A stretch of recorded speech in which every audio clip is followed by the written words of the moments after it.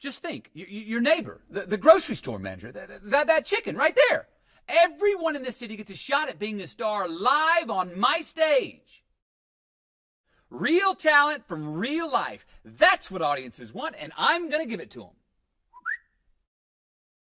Real talent from real life. That's what audiences want, and I'm going to give it to them. Yep. And do you know the great thing about hitting rock bottom, Eddie? There's only one way left to go, and that's up! Yep. And do you know the great thing about hitting rock bottom, Eddie? There's only one way left to go, and that's up!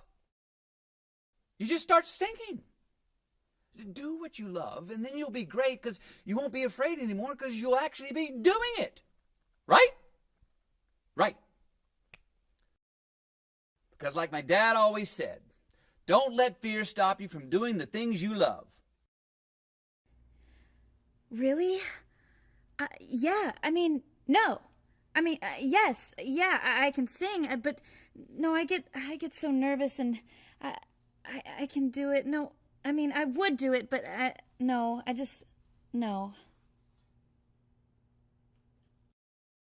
Yeah, that's me. Yeah, the two of us together. You're joking me. We're going to be spies, you know? Yeah, that's me. Yeah, the two of us together. You're joking me. We're going to be spies, you know? Blah, you're joking me. You are just in need of like a super cool warm-up. Come on, let's take off our clothes. Don't you worry, Rosita. I have glow sticks. Okay, get ready, because I'm warning you. This stage is about to explode with major piggy power. Oh, yes, I'm fine, thank you. How are you? Yeah, see? Forget the steps and just, let the music take control of your body parts. Yeah, see? Forget the steps and, let the music take control of your body parts.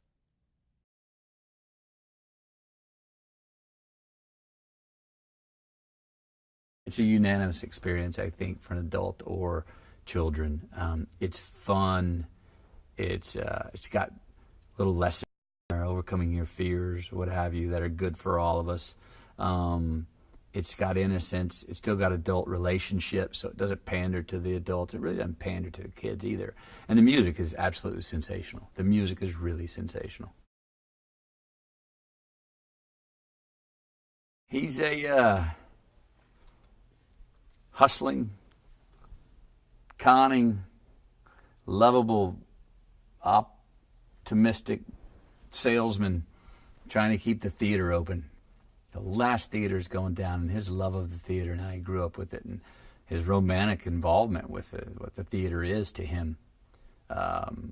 He comes up with an idea to have a singing competition, keep this theater alive, and by any means necessary, he's going to get it done. And he's going to need some good luck along the way as well. He over-leverages himself. We all know those people that go yes to everything just to, keep as many fires as possible. But resilience to, and that's in most things, it's who gets up the most, not even the most talented. If you get back up and you can just out-hustle somebody, you're gonna find some, to use a basketball term, you're gonna find a starting five that you can play with somewhere if you just keep getting back up, because that sort of endurance and resilience is something that, and work ethic, you can outwork people. I know I've had places where I have less talent, but I've outworked somebody, Buster works his butt off, yeah.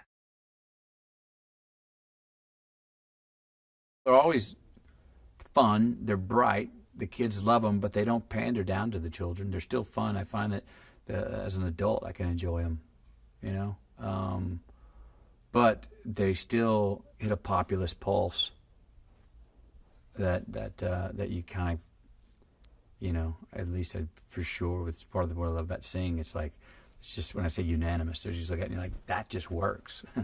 It just works. It's fun. You got feelings. Your adults can still come out of it with a tear in their eye, but the kids are still laughing, and that's a great combination to send people out of the theater with.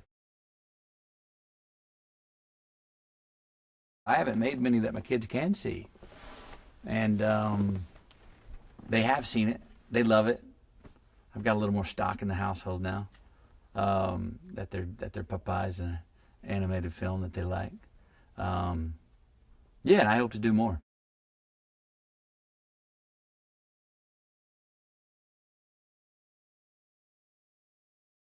It's about a singing competition, but it's not really about the competition as much as it is everyone's own journey of getting to be comfortable on stage or fulfilling some dream they've had to be a performer. And for Matthew's character, of keeping his theater alive. And in reality, it's about a bunch of people who just want to put on a show. And in doing so, you follow a bunch of different stories and people's journeys. Some might think that Gunter's dance moves are funny. I don't think they're funny. I think they're dead serious. He wears a little red unitard, which is a hot look. I'm wearing that underneath this right now. That's just for me. I'm always wearing that for me. There's really kind of something for everyone. I mean, literally, it's weird. The movie just resonates. Each character really, you get to follow their journey. Scarlett's with a guy, and she's not getting credit for, she wants to write songs, and he doesn't believe in her. She sort of has to take her own risk and go and do it on her own. And so I think there's really there's stories that resonate with all different types of people. And what I think differentiates this from other animated movies, it's funny, they're great songs, it looks beautiful, but weirdly, I find emotionally it works on like a very deep level, and that's what I think really sets the movie apart from other animated movies that I've seen. A lot of these characters have great emotional journeys. Gunter does not. Gunter seems to be not troubled by any emotional issues. He's just psyched to be there. He's positive. He's filled with piggy power. And yeah, it's just a really fun, he's just a very fun, lively character who wants to dance, has no issues, loves his body, loves to perform, and is there to sort of help Reese's character come out of her shell a little bit. And so it was a very fun, I feel very lucky to be I feel lucky to be part of the whole movie, but specifically Gunter is just so silly and just having a great time. It's like what all of us, I think, would hope to be as performers, which is when you're performing to, just like let go. And he really lets it go.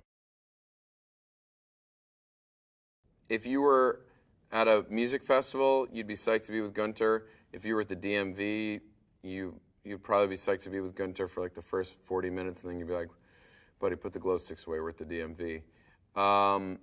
But I think I don't even think he thought about winning. I think he just, for him, like performing was the win. Performing and being on stage and expressing his piggy power is the win for him. I think that's partly what's sweet about the movie, is it's really not a competition, the movie. It's about these people just fulfilling their dreams of performing.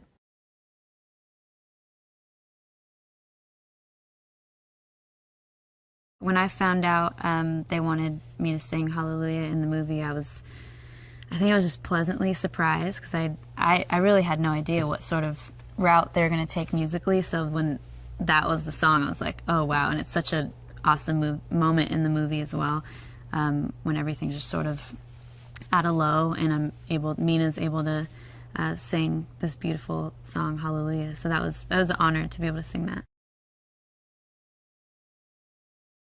The reason why I connect to Mina so much is I saw myself in her and how she tries to sort of figure out what that fear is, why am I so afraid of being on stage, and once she is on stage and finally just lets herself go, she's able to realize that the music is a lot bigger than her fear. So I think that's why I was able to connect with her so much, because I still feel that all the time.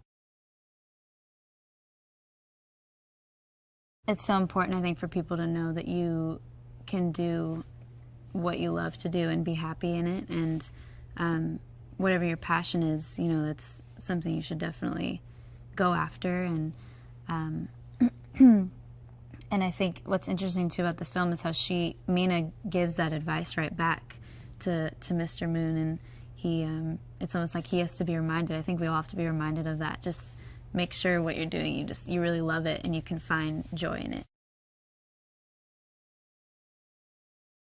I want to say it was when Mr. Moon heard her sing Hallelujah, and I think that was the first time that she felt like, oh, I can do this. Then if someone, you know, sometimes all it takes is that one person really to believe in you too, and that kind of gave her, I think, that extra push, because also it was a sort of moment where there wasn't a big audience, there wasn't, you know, all these people and all this pressure. It was just her in this really pure moment when everything had literally fallen apart, and I think that's one of my favorite parts of the film.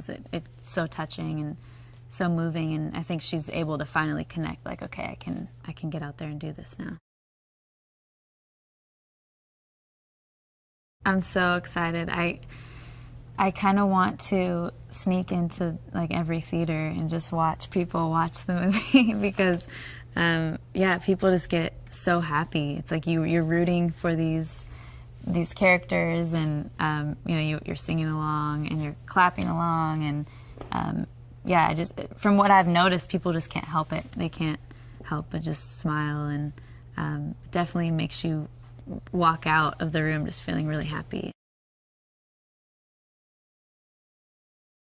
One of the cool parts of the movie that stuck out to me was the fact that there is a lot of failure in the movie. I think you see, you know, you see people hit a low. You see Mr. Moon, his whole thing just kind of collapses, everything he's worked for, and I think it's so beautiful to see.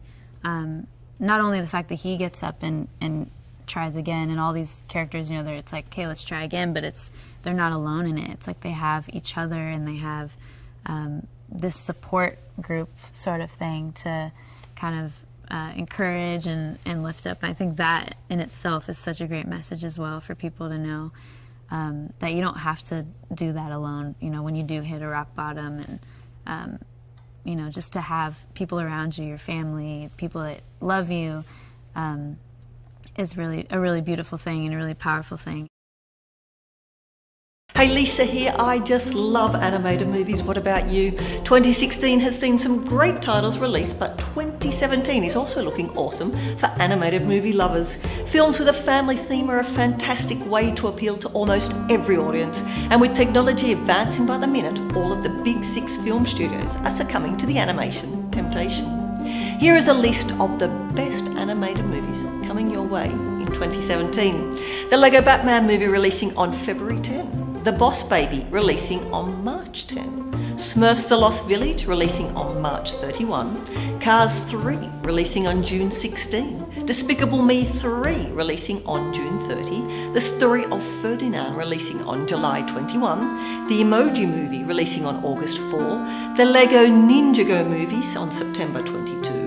Coco releasing on November 22, The Croods 2 on December 22. So it looks like a busy year at the cinema for animated movie lovers. Do you have a favourite one so far? Let me know in the comments below, and click in the link in the description to watch the trailers for these titles. And remember to stay tuned to Filmies Now for all the best in animation movies.